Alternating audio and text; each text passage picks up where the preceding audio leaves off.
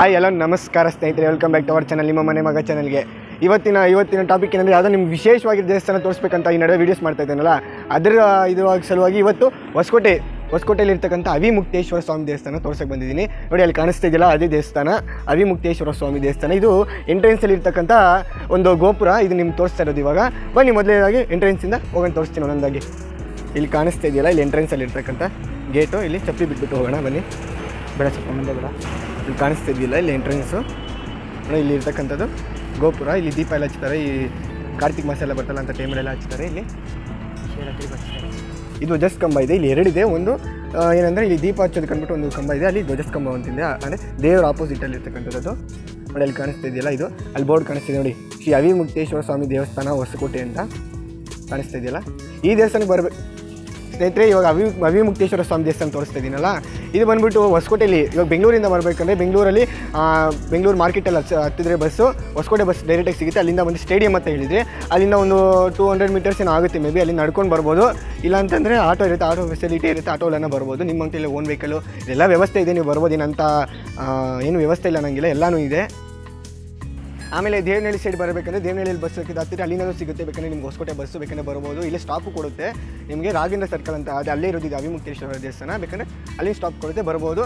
ಇದ್ರ ಬೆಳಗ್ಗೆ ಟೈಮಿಂಗ್ಸ್ ಬಂದುಬಿಟ್ಟು ಮಾರ್ನಿಂಗ್ ಬಂದುಬಿಟ್ಟು 6 o'clock 8 o'clockವರೆಗೂ ತೆಗೆದಿರುತ್ತೆ ಪ್ರತಿದಿನ.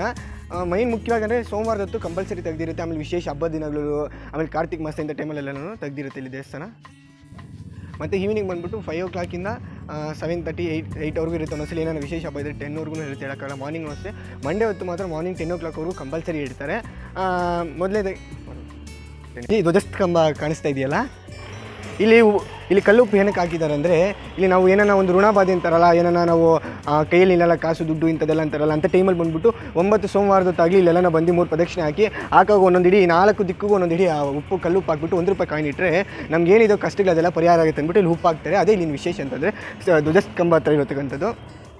ಬನ್ನಿ ನೋಡಿ ಸ್ನೇಹಿತರೆ, ಇಲ್ಲಿ ಕಾಣಿಸ್ತಾ ಇದೆಯಲ್ಲ, ಇಲ್ಲಿ ಹಳ್ಳಿ ಮರ ಇದೆ, ಇಲ್ಲಿ ಬೇವಿನ ಸೊಪ್ಪು ಮರ ಇದೆ. ನೀವೇನೇನು ಅರ್ಕೆಗಳಿದೆ ಇದಕ್ಕೆ ಒಂದು ಬಂದು ಪೂಜೆ ಮಾಡಿ ದೀಪ ಹಚ್ಚಿ ಒಂದು ಊದಿನ ಕಡೆ ಹಚ್ಚಿ ಇವಾದ್ರೂ 9 ಪ್ರದಕ್ಷಿಣೆ ಆಗಲಿಲ್ಲ 3 ಪ್ರದಕ್ಷಿಣೆ ಹಾಕಿದ್ರೆ ಖಂಡಿತ ಒಳ್ಳೇದಾಗುತ್ತೆ. ಏನೋ ನಂಬಿಕೆ ಇಟ್ಟು ಬರಬೇಕಷ್ಟೇ. ನಂಬಿಕೆ ಇಟ್ಟು ಬಂದರೆ ಯಾವುದೇ ಕೆಲಸ ಆಗುತ್ತೆ.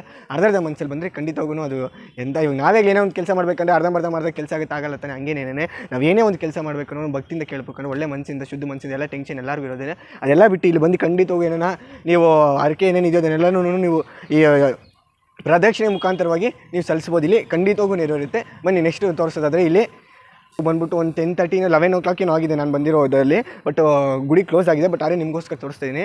ಗುಡಿ ಓಪನ್ ಇದ್ದರೆ ನಾನು ಒಳಗಡೆ ತೋರಿಸೋಕ್ಕಾಗಲ್ಲ ದೇವ್ರ ಫೋಟೋಸು. ಯಾಕಂದರೆ ಬೇಕಾದ್ರೆ ನನ್ನ ಹತ್ರ ಫೋಟೋ ಇದೆ, ಅದನ್ನು ಬೇಕಾದ್ರೆ ನಿಮಗೆ ಅಲ್ಲಿ ನಾನು ಸ್ಕ್ರೀನ್ ಮೇಲೆ ಹಾಕ್ತೀನಿ ನೋಡಿ. ಬೇಕಂದರೆ ಏನಂದರೆ ಇಲ್ಲಿ ಒಳಗಡೆ ಇದು ಗೋರ್ಮೆಂಟ್ ದೇವಸ್ಥಾನ ಆಗಿರೋದ್ರಿಂದ ನಮಗೆ ಒಳಗಡೆ ಎಲ್ಲ ಹಲೋ ಇರಲ್ಲ, CC ಕ್ಯಾಮ್ರಾ ಎಲ್ಲ ಇರುತ್ತೆ. ಅದರಿಂದ ದೇವ್ರನ್ನ ತೋರಿಸೋಕ್ಕಾಗಲ್ಲ. ಇಲ್ಲಿ ಏನಿದೆ ಈಚೆ ಕಾಣಿಸ್ತಿದೆ ಇಲ್ಲಿ ಏನು ಈಚೆ ಏನು ಕಾಣಿಸ್ತಿದೆ ಇದೇ ನೀವು ಎಂಟ್ರೆನ್ಸ್ ಆಗಿನ ಮುಖಾಂತರ ಬರ್ತಾಯಿದೆ. ಅಲ್ಲಿ ಒಳಗಡೆ ನೋಡಿ, ಅಲ್ಲಿ 2 ಇಲ್ಲಿ ಕಾಣಿಸ್ತಿದೆಯಲ್ಲ, 2 ಆನೆ ಇಟ್ಟಿದ್ದಾರೆ ಎಂಟ್ರೆನ್ಸಲ್ಲಿ. ಹಿಂಗೆ ಹೋಗ್ತಾ ಇದ್ದಂಗೆ ಒಳಗಡೆ ಸ್ವಲ್ಪ ತೆಗ್ದಿದೆ, ಅದು ಮಾತ್ರ ನಿಮ್ಗೆ ತೋರಿಸ್ತೀನಿ. ಒಳಗಡೆ ಎಲ್ಲ ಕ್ಲೋಸ್ ಇದೆ.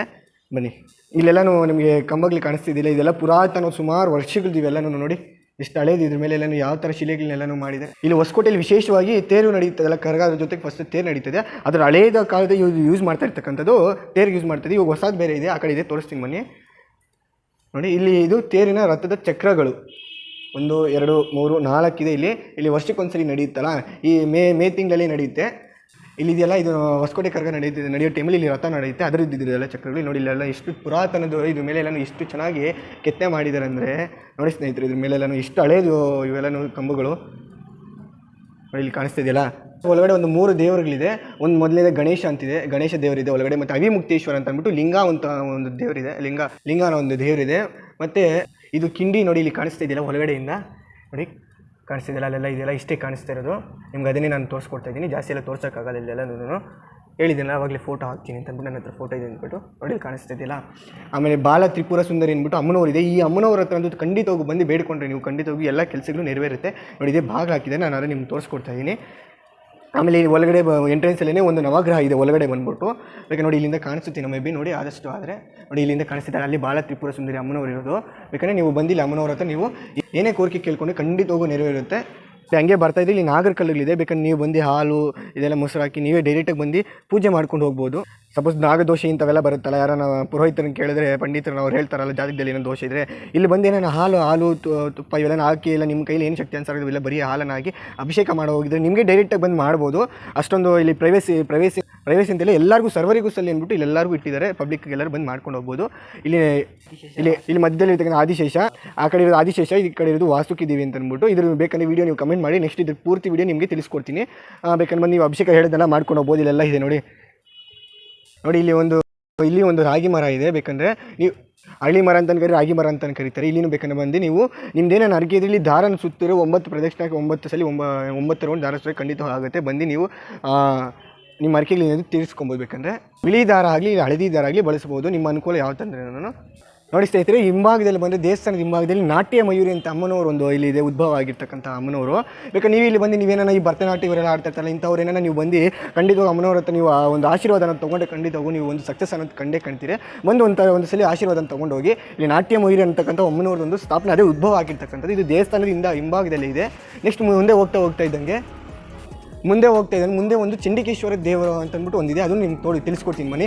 ನನಗೆ ಕೈಲಿ ಏನಾಗುತ್ತೆ ನನಗೆ ಗೊತ್ತಿರೋದು ನಾನು ನಿಮಗೋಸ್ಕರ ತಿಳಿಸ್ಕೊಡ್ತಾ ಇದ್ದೀನಿ. ಖಂಡಿತವಾಗೂ ನಿಮ್ಗೆ ಇನ್ನೂ ಹೆಚ್ಚಿನ ಮಾಹಿತಿ ಬೇಕಂದರೆ ನನಗೆ ಕಮೆಂಟ್ ಮಾಡಿ, ಖಂಡಿತವಾಗೂ ಕಮೆಂಟ್ ಮಾಡಿ. ತುಂಬ ಜನ ನಾನು ಇದ್ರ ಬಗ್ಗೆ ಇನ್ನೂ ಹೆಚ್ಚಿನ ನಾನು ವಿಚಾರ ತಿಳ್ಕೊಂಡಂಗಿರುತ್ತೆ, ನಿಮಗೂ ಹೇಳ್ದಂಗಿರುತ್ತೆ. ಖಂಡಿತವಾಗೂ ಇನ್ನೂ ವಿಡಿಯೋಗಳು ಬೇಕಂದರೆ ನೀವು ಫಸ್ಟ್ ಏನು ಮಾಡಬೇಕು, ಸಬ್ಸ್ಕ್ರೈಬ್ ಮಾಡಬೇಕು, ಶೇರ್ ಮಾಡಬೇಕು. ಆವಾಗ ಮಾತ್ರ ನಾನು ಸಾಧ್ಯ, ನಿಮ್ಮ ಲೈಕ್ ಮಾಡಬೇಕು, ಆವಾಗ ಮಾತ್ರ ಸಾಧ್ಯ.